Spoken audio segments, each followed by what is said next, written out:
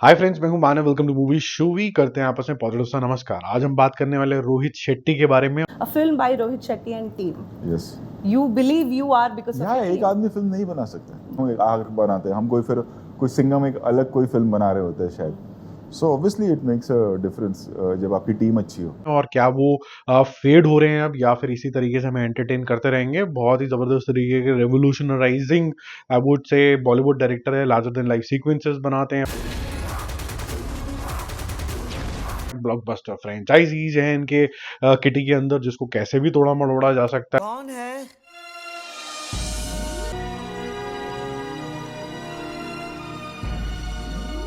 लगता है बर्फ पड़ने वाली है।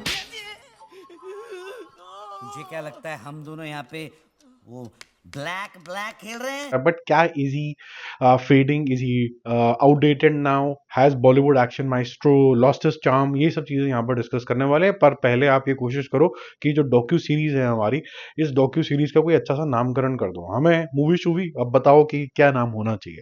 पहले हम जरा थोड़ा गहराई के अंदर जाते हैं कि रोहित शेट्टी साहब हैं कौन। बिफोर कमिंग टू बॉलीवुड, ये जो गो टू डायरेक्टर हैं रोहित शेट्टी साहब, इनका जो जीवन था वो इतना ज्यादा भी ग्लैमरस नहीं था। हो सकता था, लेकिन जब ये 1973 के अंदर पैदा हुए एमबी शेट्टी साहब के घर के अंदर, वो एक स्टंटमैन थे, कोरियोग्राफर भी थे, एक्शन कोरियोग्राफर।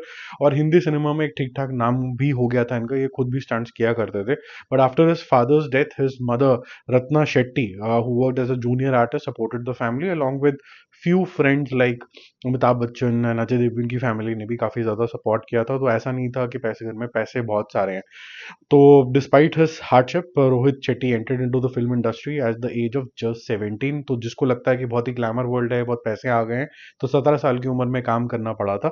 असिस्टेंट डायरेक्टर थे फूल और कांटे के अंदर 1991 में, जिसके अंदर अजय देवगन का लॉन्च भी हुआ था। और यहीं से उनके थोड़े बहुत जो इंडस्ट्री के जो कनेक्शन थे, फादर को छोड़ के एक पर्सनल लेवल पे होने शुरू हो गए थे। He started as an AD under Kuku Kohli और gained hands on experience in action choreography. पापा का भी काफी काम देख चुके थे, तो उस तरीके से इनकी जो इंटरेस्ट एरिया था वो एक्शन के अंदर था। तो डेब्यू उन्होंने किया था। इस ऑपरेशन का इंचार्ज कौन है? कर्नल रणवीर सिंह रनावत। जिस दिन जंग का ऐलान हो गया अंदर घुसकर मारेंगे। जमीन के अंदर 2003 की मूवी थी, जिसके अंदर अगेन अजय देवगन थे। यही इनको थोड़ा बहुत बैंक रोल कर रहे थे, but at the same time movie चली नहीं थी, लेकिन इनको रिस्पेक्ट मिली इनके एक्शन डायरेक्शन के लिए। और जो इनका ब्रेक थ्रू जो इनको मिला वो 2006 की मूवी थी गोलमाल, जो कि एक कल्ट क्लासिक हो गई, फैमिली फ्रेंडली कॉमेडी थी, ओवर द टॉप एक्शन था। वो इनका सिग्नेचर स्टाइल भी बन गया। उसके बाद तो इन्होंने सीरीज की झड़ी लगा दी। मतलब गोलमाल सीरीज में 4 मूवीज आई, 710 करोड़ रुपए का world wide total. Singham series जो इंक्लूडिंग अभी तीसरी वाली भी आई है, इसका जो टोटल है 2024 के एंड तक होते होते लगभग 950 करोड़ रुपए के आसपास हो जाएगा।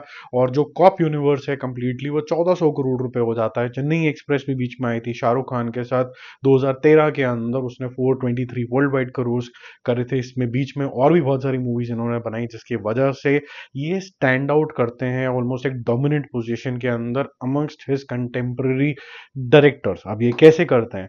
रोहित शेट्टी का जो टोटल अगर हम बॉक्स ऑफिस का तामझाम देखें इन टिल 2024 मोटा मोटा लेवल पे, तो 16 पिक्चरें करी, जिसमें से 12 के आसपास हिट हैं। हिट ब्लॉकबस्टर्स दोनों, ऑल टाइम ब्लॉकबस्टर, ये सब कुछ मिला मिलो के फ्लॉप सिर्फ 4 हैं। तो इनका जो सक्सेस रेशियो है वो बहुत ज्यादा हाई है, लेकिन एक आधी मूवी की वजह से काफी ज्यादा नाम में खराबी भी आई है। इनका जो लाइफ टाइम ग्रॉस है वो है 3800 करोड़ से 4000 के बीच में, क्योंकि अभी एक नई मूवी भी आई है वर्ल्ड वाइड लेवल के ऊपर। और वहीं पर बॉलीवुड के अगर हम और डायरेक्टर्स की बात करें जिन्होंने ऑपरेट किया इन्हीं के टाइम में 2006 से 2024 के बीच में, तो राजकुमार हिरानी की 5 पिक्चर आई, सभी सुपर हिट थी। 2900 करोड़ इन्होंने किया। करण जौहर की 10 फिल्में आई जिन्होंने 1600 करोड़ के आसपास से 1800 करोड़ के आसपास किया, इंक्लूडिंग वर्ल्ड वाइड कलेक्शन। और संजय लीला बंसाली की 7 मूवीज आई जिन्होंने 2400 करोड़ किया। ये सभी इनके कंटेम्प्रेरीज थे, अलग अलग जॉनर की मूवीज बना रहे थे, साथ साथ में इनकी भी दुकान बहुत अच्छी चल रही थी।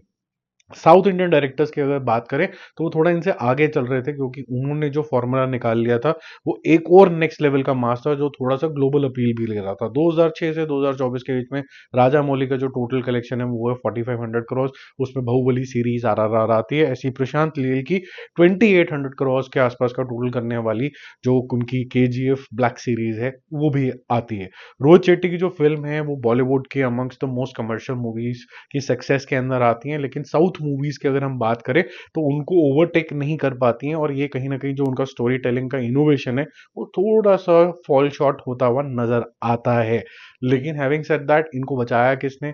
बॉलीवुड के मीम कल्चर ने। जैसे जैसे डिजिटल बढ़ता चला जा रहा था हिंदुस्तान के अंदर, मीम कल्चर के अंदर ये और प्रियदर्शनी साहब दोनों का एक अलग तरीके का सिग्नेचर जो है सामने आया। इनकी फ्लाइंग कार हो, स्लैपस्टिक कॉमेडी हो, या फिर किरदार हो, चाहे इवन जो विलन है वो भी किरदार जिस तरीके से यहाँ पर दिखाए गए हैं, गोलमाल के अंदर, चेन्नई एक्सप्रेस के अंदर, सिंघम के अंदर, आजा माजी सटकली टाइप जो इनके डायलॉग्स हैं वो भी काफी ज्यादा फेमस हुए, जो इनका हाईलाइट रहा है। Don't underestimate the power of a common man. Don't underestimate the power of a common man. Don't underestimate the common of a power man. But having said that, Rohit Shetty ने सिर्फ मूवीज में नहीं, personal level पे भी काफी ज्यादा public की respect कमाई। वो क्यों कमाई, उसके भी कुछ रीजन है। Why is he considered as a non controversial director superstar, जो अपने बलबूते के ऊपर भी लोगों को, ऑडियंस को थिएटर तक ला सकता है। एक तो जो ह्यूमिलिटी है और जो लॉयल्टी है, जो कंपैशन ये अपनी टीम के साथ दिखाते हैं, और एक ही तरीके के लोगों के साथ अजय देवगन, करीना कपूर, रणवीर सिंह के साथ काम करते रहते हैं, उससे इनकी लॉयल्टी सामने आती है। और जिस तरीके से ये जज भी करते हैं रियलिटी शो को, जिसमें खतरों के खिलाड़ी आता है, जिस पैशन से वो एक्शन को एक्सप्लोर करते हैं, वो काफ़ी ज़्यादा ज़बरदस्त है, जिसकी वजह से क्लीन इमेज है, फैमिली मैन है। और रिसेंट इंटरव्यू भी अगर आप टीआरएस के अंदर सुनोगे तो बड़ा क्लियरली समझ में आता है कि इनको मूवी से मतलब है, घर से मतलब है, जो पैसे आ रहे हैं उनसे और ज्यादा क्रिएटिव कुछ काम करना चाहते हैं, तो क्लीन इमेज है। But what went wrong with Circus then, वो भी तो इसी दायरे के अंदर आता है। सर्कस के अंदर रोहित शेट्टी का जो गोल्डन एरा था वो लगभग लगभग एंड होता हुआ नजर आ रहा था, क्योंकि उनकी क्रिएटिविटी कहीं ना कहीं समाप्त होती है, और क्रिएटिविटी आती है टीम के साथ, जिनको ये बहुत अप्रिशिएट करते हैं। 2022 के अंदर जब सर्कस आती है तो वो क्रिटिसाइज होती है अपने ह्यूमर के लिए, व्हाट्सएप जोक के लिए, 78 करोड़ ही कर पाती है।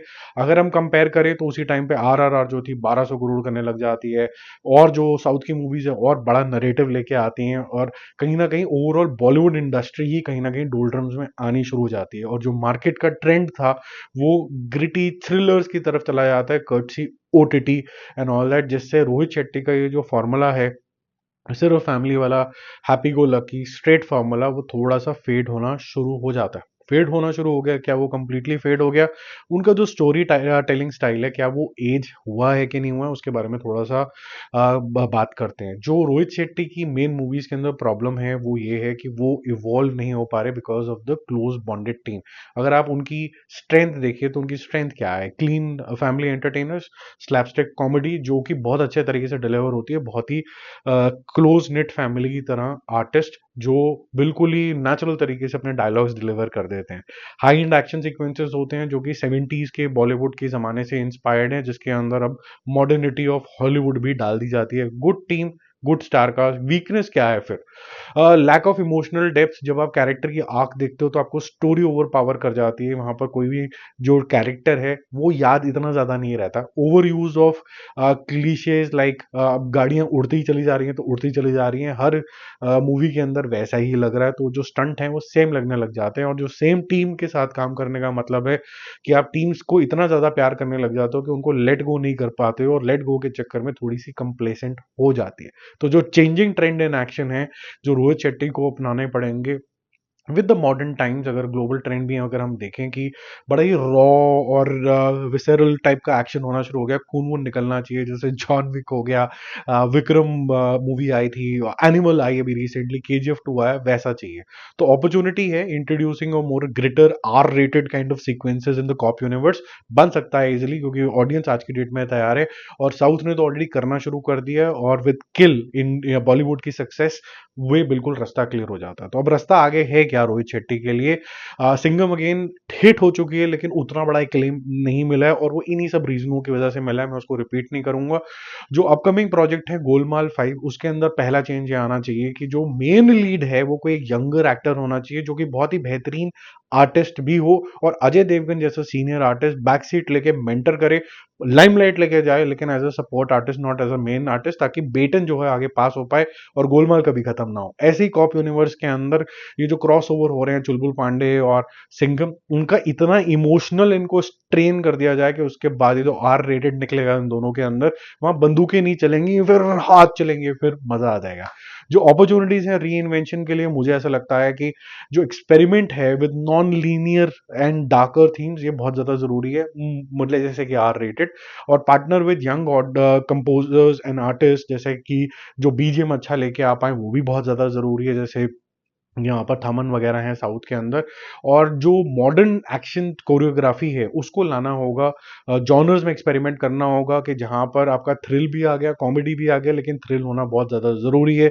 और ये जितनी भी इनकी फ्रेंचाइज है उसको आगे ले जाने के लिए ये OTT के ऊपर उनके एक्सटेंडेड वर्जन्स भी ला सकते हैं। तो from a struggling stuntman son to Bollywood most bankable director, Rohit Shetty has undoubtedly left his mark on the industry, there is no doubt about that.